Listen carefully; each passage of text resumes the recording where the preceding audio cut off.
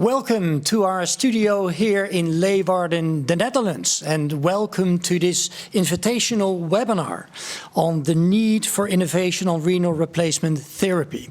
A side event of the annual Congress of ERA-EDTA, the 57th edition, and by far the most special one, because never before have we not actually physically come together for this Congress, but are we spread across the world in different time zones to talk about the need of innovation and the future of people with chronic kidney diseases. And therefore, a group of organizations decided to join forces to look for innovation.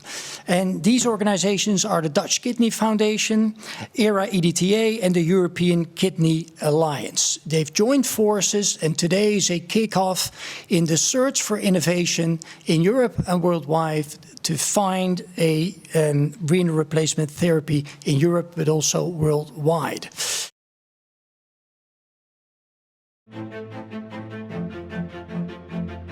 The impact of living with kidney failure is huge.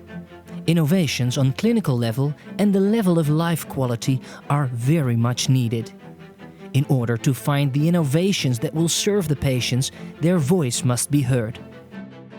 Patients from the Netherlands, the UK and Denmark raised their voice to contribute to this webinar on innovation. I think any innovation should try and balance clinical need and quality of life so that people don't have to compromise so much. My first question to you would be, if you look at this video, this really shows the urgency for innovation, doesn't it? Absolutely. We had a number of innovation technology in the last years. I'm a clinician. I cared for dialysis patients for many, many years and now moved to pre-dialysis and prevention and keeping patients off of dialysis. So I see both sides in the moment. Tom Oostrom from the Dutch Kidney Foundation. What has really been the starting point of this initiative to work together with the Dutch Kidney Foundation, ERA-EDTA, and the European Kidney Alliance? Where did it all start? Well, in fact, we already collaborate for many years within ECHA, that is the European Kidney Health Alliance. The reason we started this is because we want to ask attention for kidney health in Europe. And what you hear from the patients now in this short movie is that they are asking attention for innovation. And I think that's very important because if we look at the facts, CKD, chronic kidney disease, it was in 2016 the 16th cause of early death, and in 2030 or 40 it will be already the 5th cause of early death. Yeah. And on the other side, what we see is that if people are dependent on renal replacement therapy, it is only accessible for 1/3 of the people worldwide. Now you're also, well, the Dutch Kidney Foundation is also one of the drivers behind the NeoKidney project. Yeah. What is the NeoKidney project? The NeoKidney project is a project of our partner Biotech in Switzerland and our partners in Dialis in Singapore.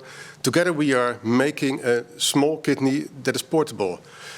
In the current situation, if you are dependent on dialysis, you have to adapt your life to the treatment.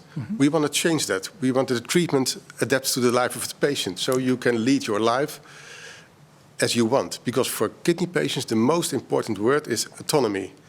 Not to be dependent on treatment. So it's a kind of roadmap for the future. And what we see now in the EU is that they have a lot of attention for cancer, for cardiovascular disease, for mental disorders, not for CKD, for chronic kidney disease, not for end-stage kidney disease. So there is work to do.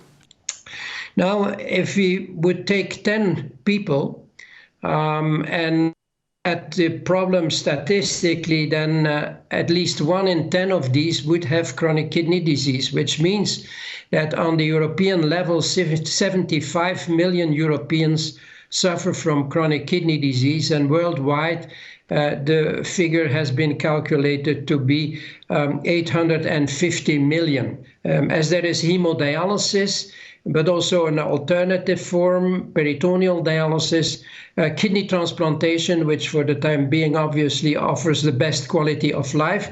We should not forget that also for a number of patients, especially the frail elderly, conservative treatment is a valid option.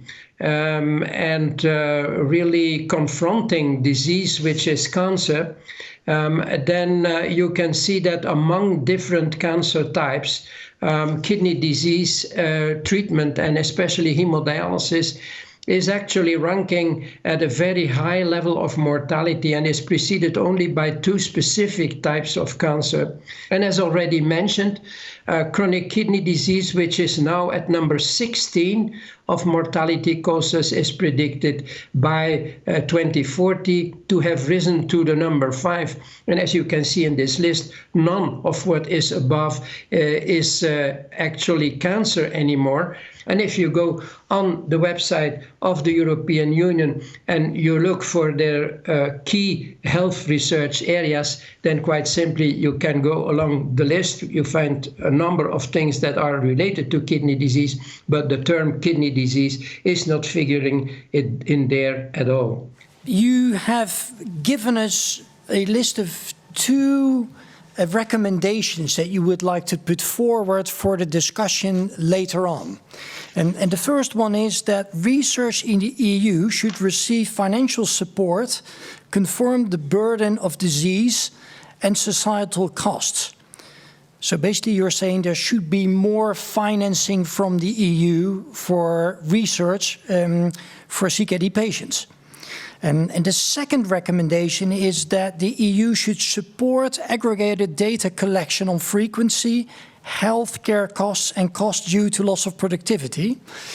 But I think, of course, you need data to design your politics in future and to know how to attack the problem. But we need data on earlier stages. We need data on rare diseases.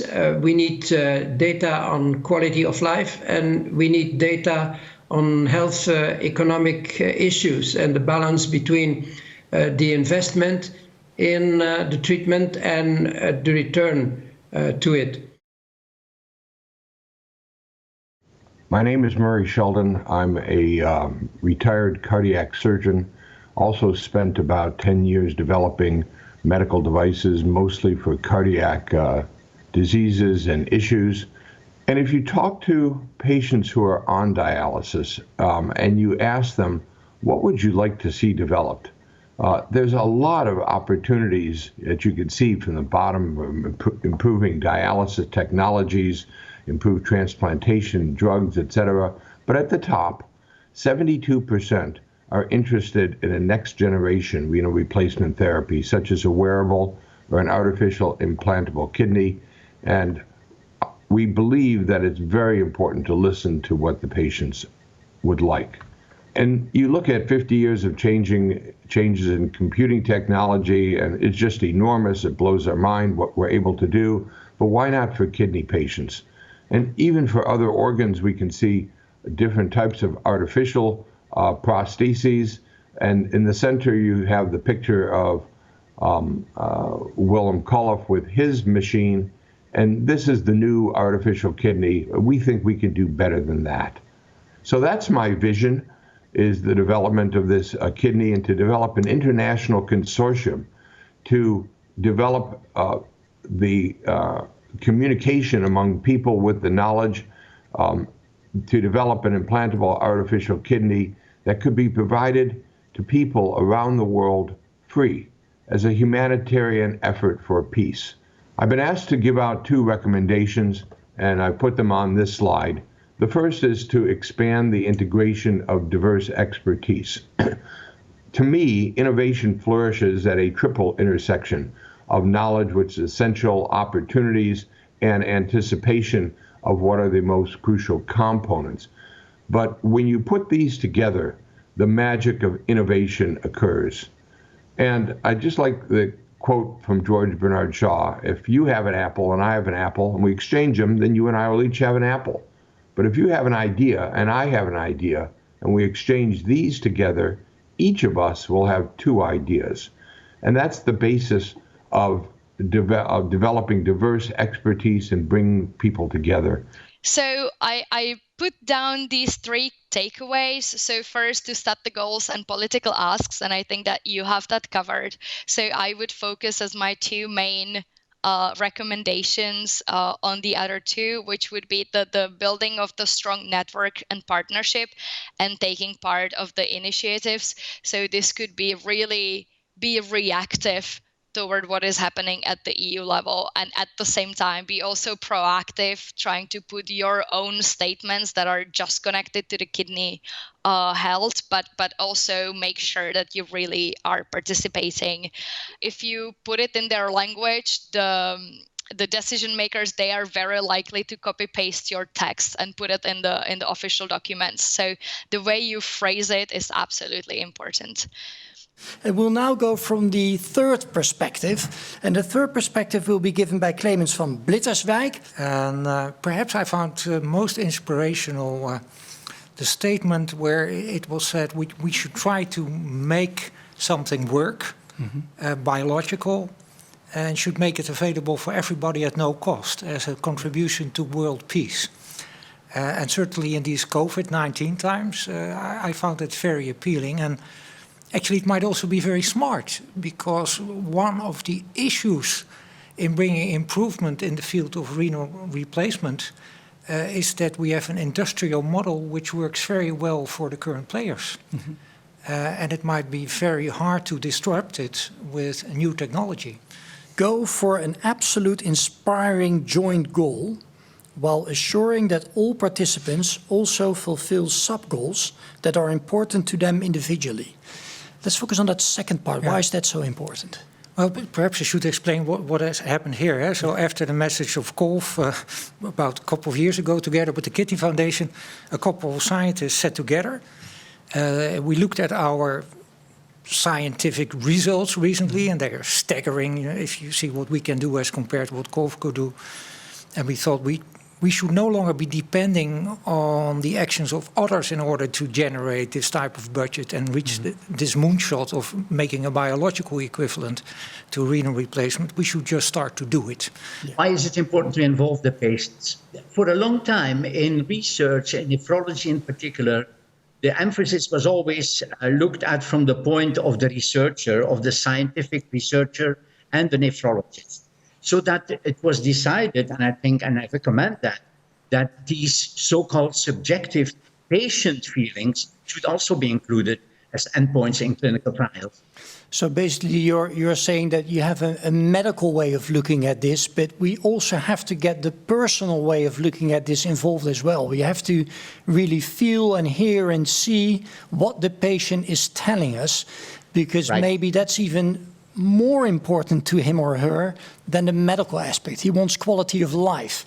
And that doesn't maybe have to do with to cure it, but to improve his quality. Absolutely.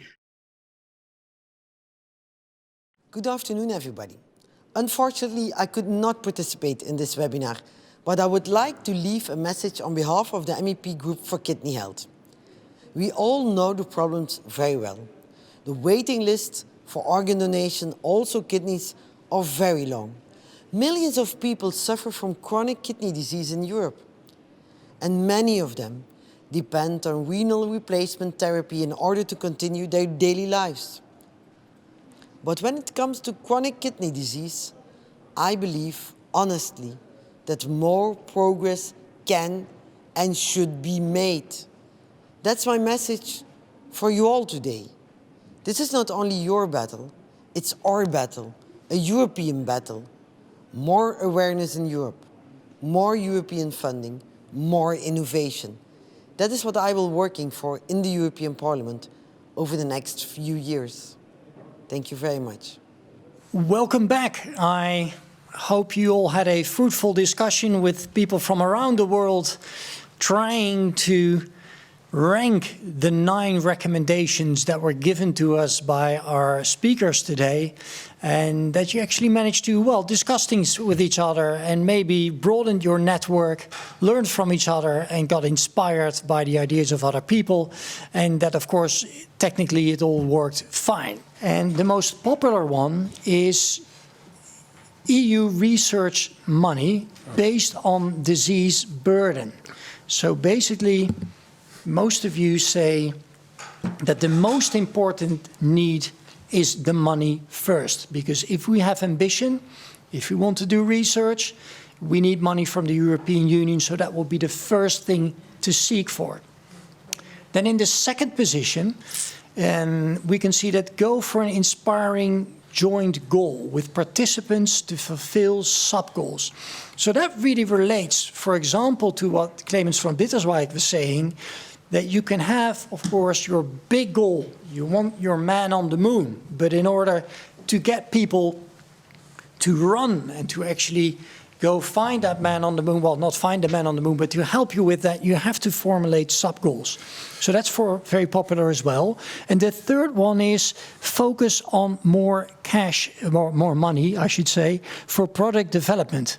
What would be the next step? Because one of the main goals, like you said earlier, was to inspire people, to form a group, to get this train going. Hopefully we've done so today with today's program, with a lot of people watching from around the world. What would be the next step?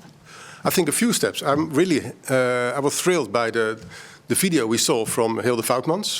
She's the chair of the MEC group. She was very convincing in what she wants to strive for.